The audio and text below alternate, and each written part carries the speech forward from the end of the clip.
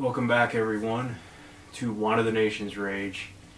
I am updating my Bible vlog series entitled The Things of God versus the Things of Men.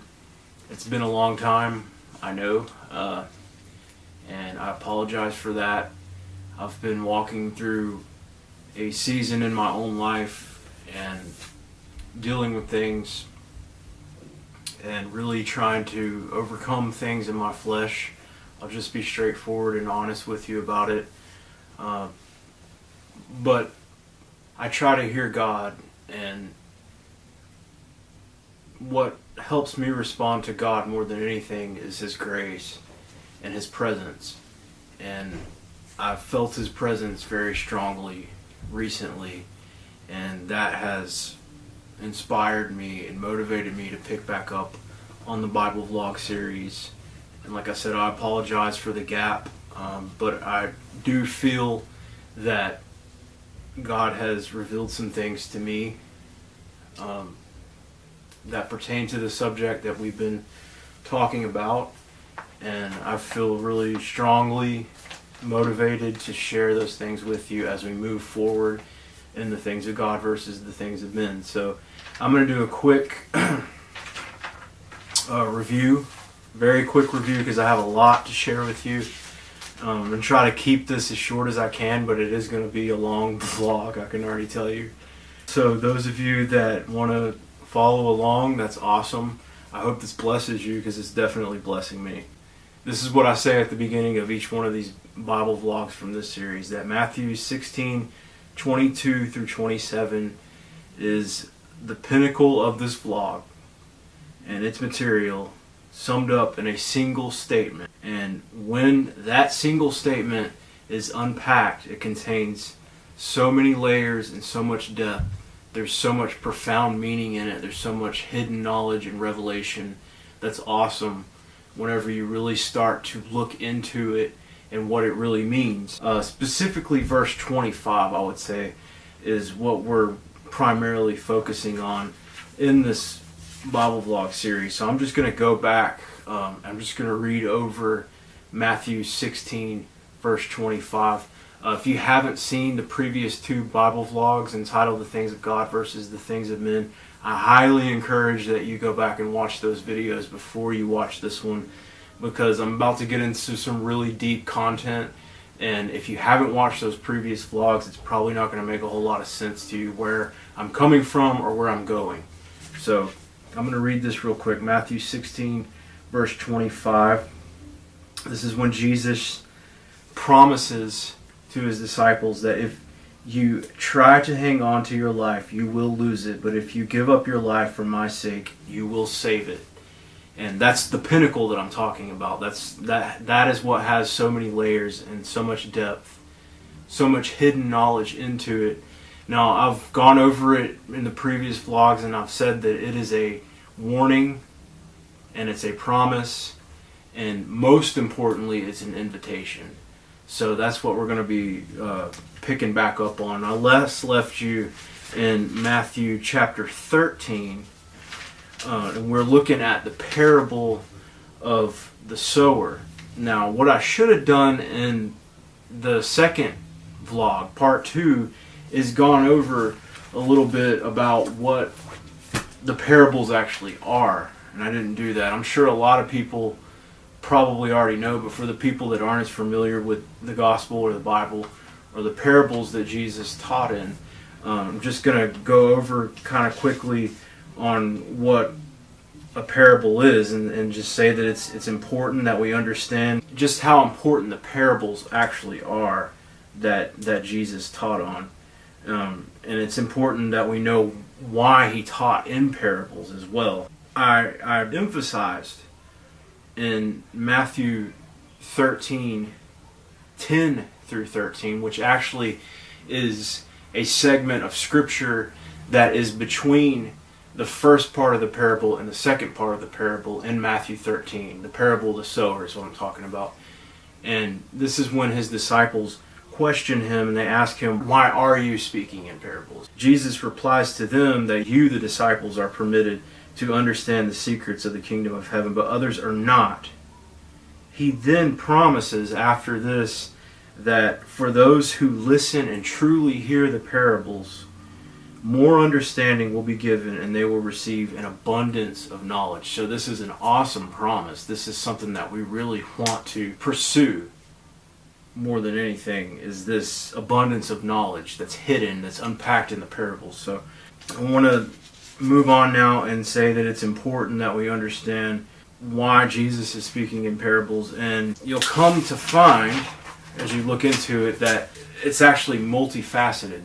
There are several reasons why Jesus spoke in parables. So I want to say that the first reason is he was fulfilling prophecy in the Old Testament. Now, I'm not going to go there, but if you're interested in the context that I'm coming from, there's actually prophecy found in Isaiah chapter 6, verses 8 through 10, as well as Psalms chapter 78, verses 1 through 4, that prophesy about the Messiah coming to speak, and he will speak in parables, is basically what it comes down to in those two portions of Scripture found in Psalms and Isaiah. The second reason that Jesus spoke in parables is so that he could thwart his accusers from capturing him before the appointed time.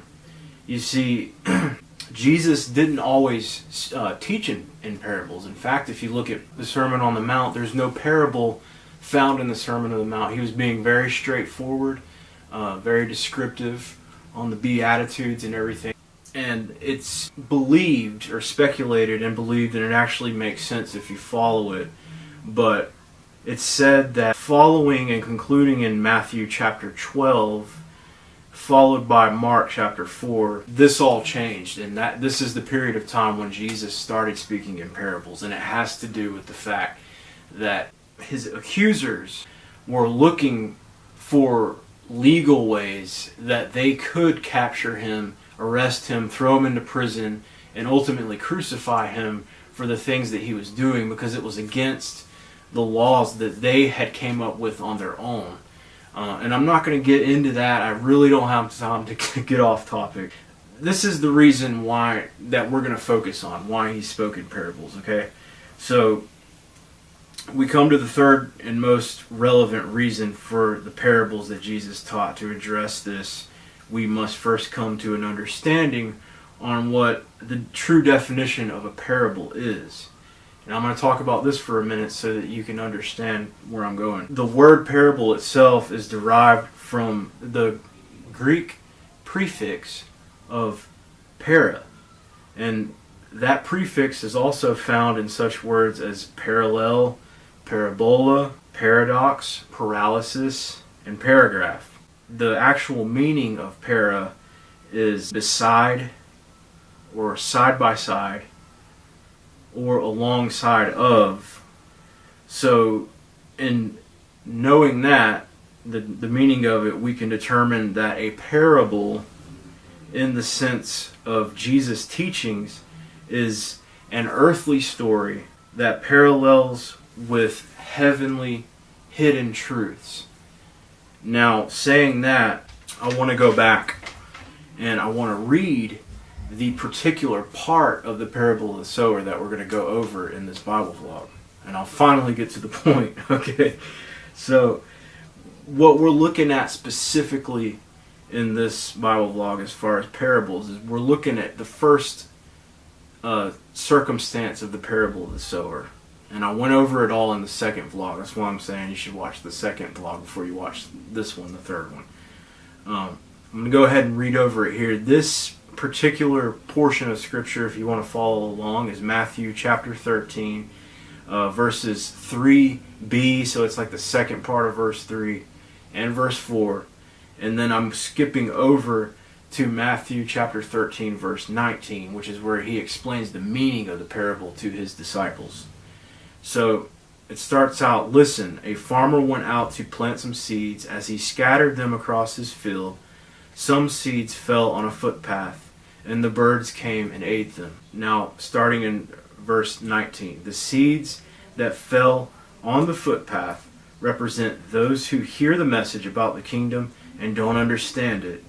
Then the evil one comes and snatches away the seed that was planted in their hearts. So after reading that, after looking at the meaning of what a parable actually is, we're looking at the two different parts that I just read. The first part was like an earthly story that has hidden meaning in it.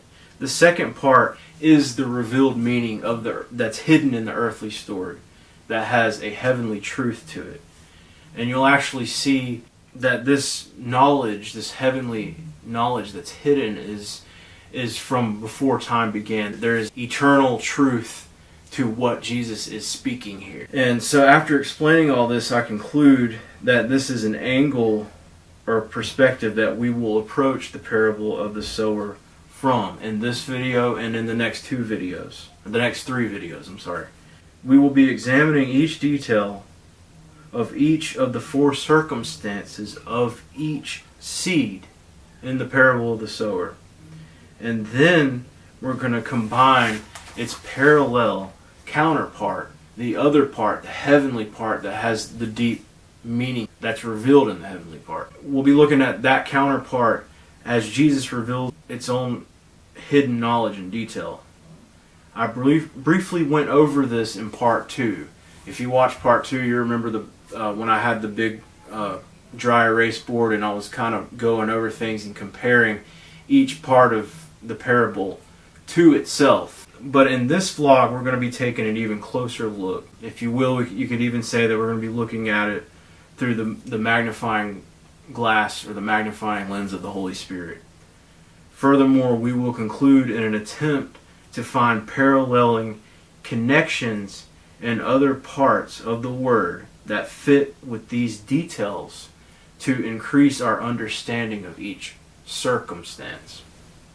I know that's a mouthful, and I hope I haven't lost you in my attempt to explain my method and what I'm trying to do.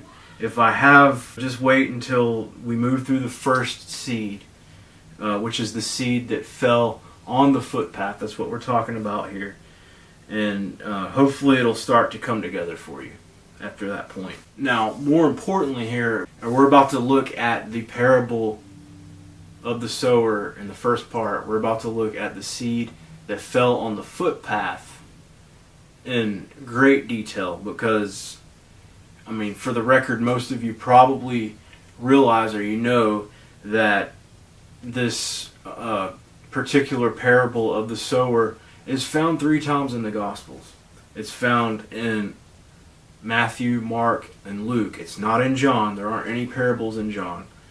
But you will find this parable in all 3 of the first Gospels. However, it's worded a little differently in Matthew, Mark, and Luke's Gospels. So there's a little bit of differentiation there. So by studying each variation, you will discover additional details underlying each seed.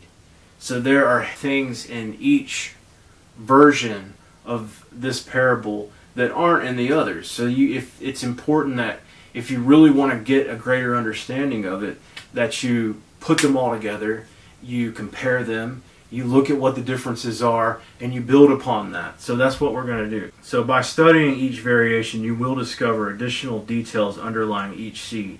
So if we make a chart containing the verses from each gospel, we will discover these various details. Now, bear with me. I'm going to throw up a graph on the screen here. So we're looking at the first seed from the parable of the sower. And that is the seeds that fell on the footpath. And you're going to find that identified in each version of the parable in each one of the Gospels. So starting at the one with the one that we have already looked at, we're going to look at it more closely here.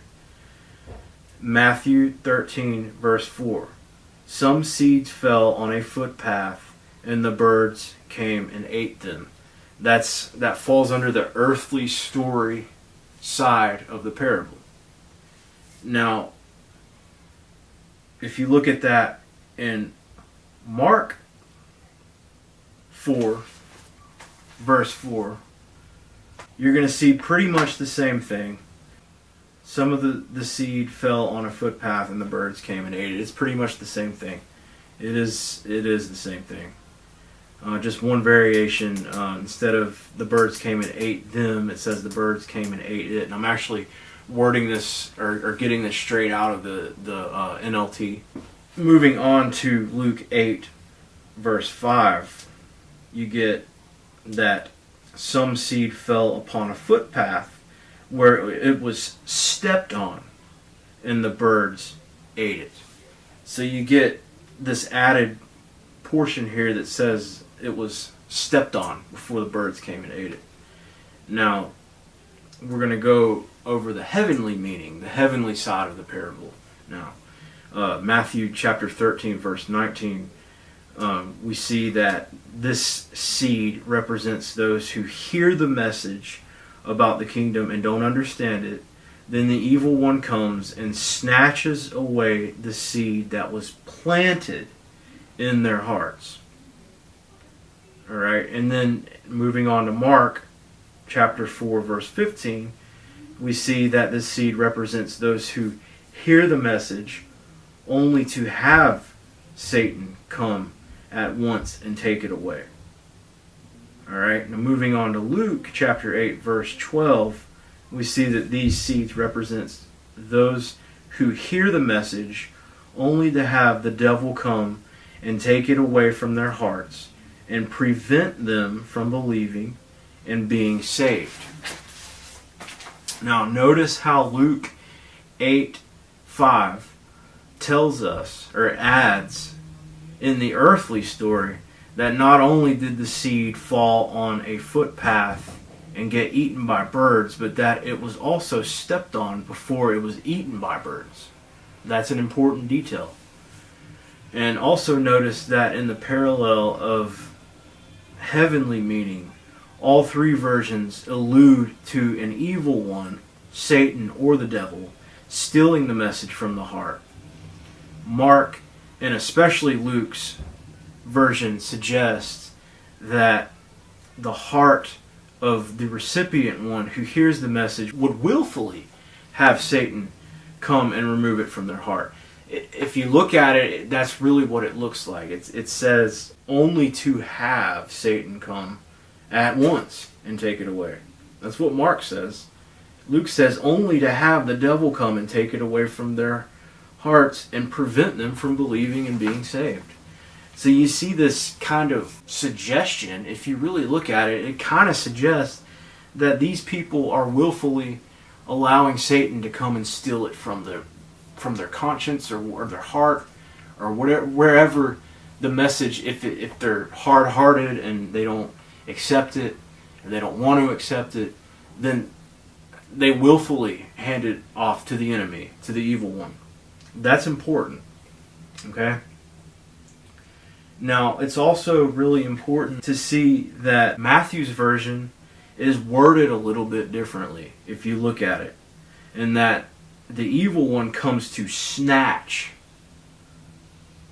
the planted seed away from the recipient's heart due to a lack of understanding.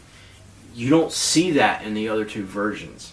That stands out to me. That says that it's different for a reason. And I have a point behind all this. And what's my point? And what do we gather from all this? Okay, by looking at all three versions. All right, that's one question. And then, better yet, why are there differences that are seemingly subtle in all three versions of the parable of the sower? We know that Jesus taught many times in many settings of the Gospels over the span of his 3-year ministry. We know undoubtedly he would have taught many of these parables, and all of them more than likely, on several different occasions, in various settings, various locations.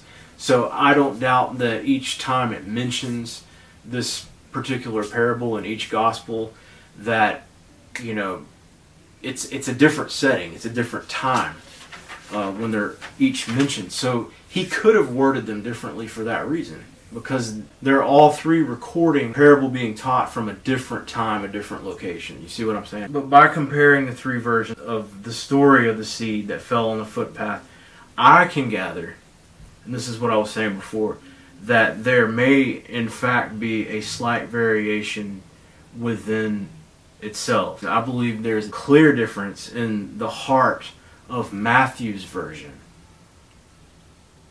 as opposed to Mark's and Luke's version. Though the outcome is virtually the same, that's also important. The factors and the circumstance itself might be just a little bit variable, but the outcome is always the same. The enemy comes and he steals the message. Okay? So it's important to remember that the outcome is the same. Motives might be slightly different of the recipient. Okay? But the outcome is the same. The type of heart mentioned in Mark and Luke seems to be very reluctant to receive the message and therefore invites the enemy to come and remove it.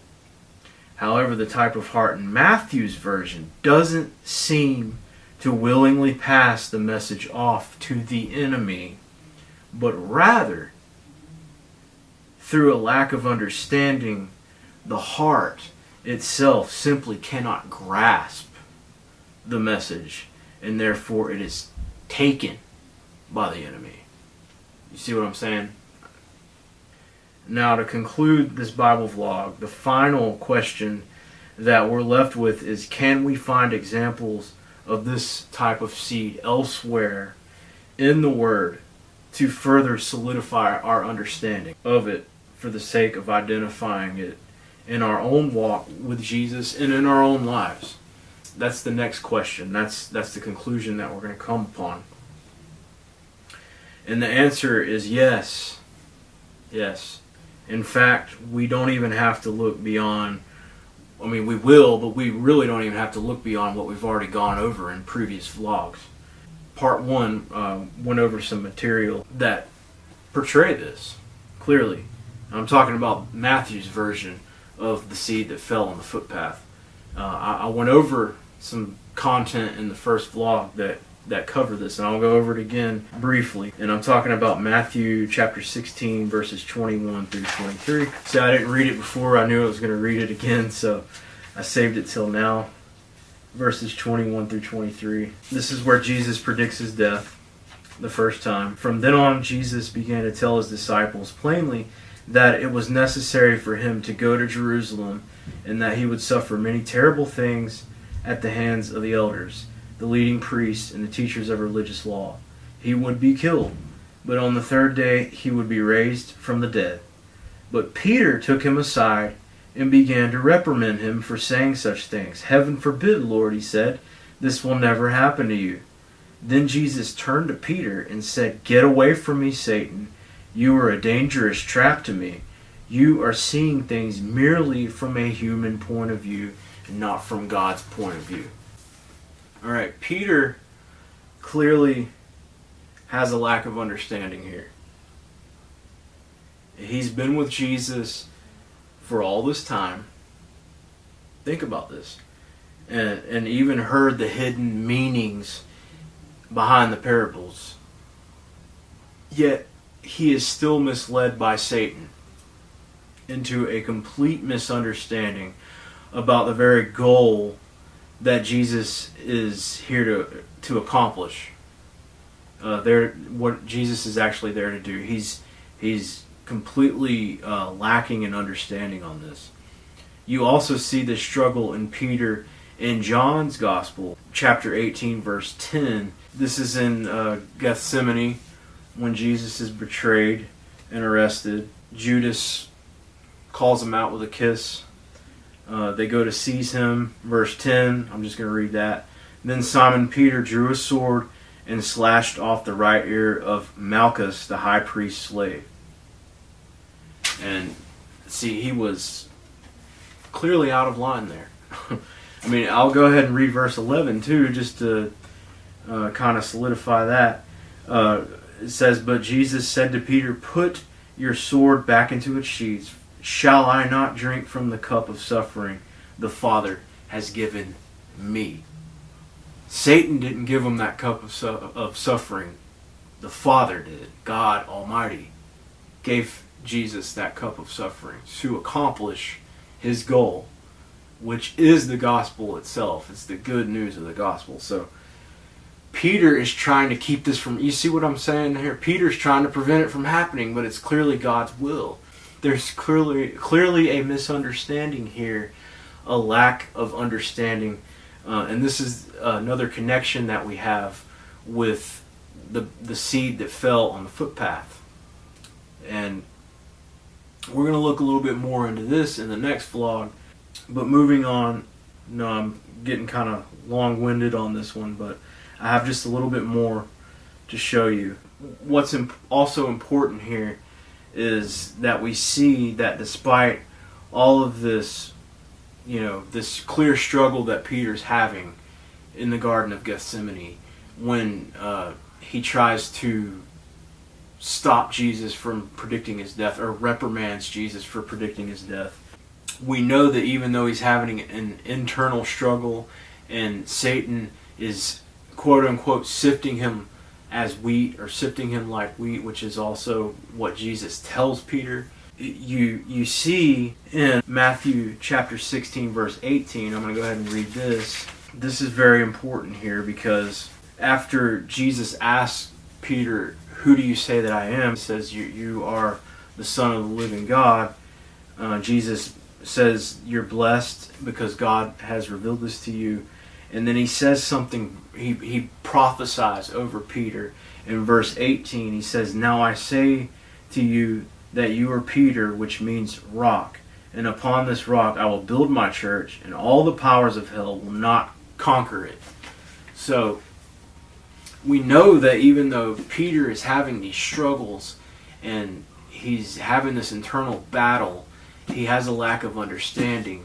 Satan is attacking him clearly here, trying to stop God's will from being fulfilled any way that he possibly can.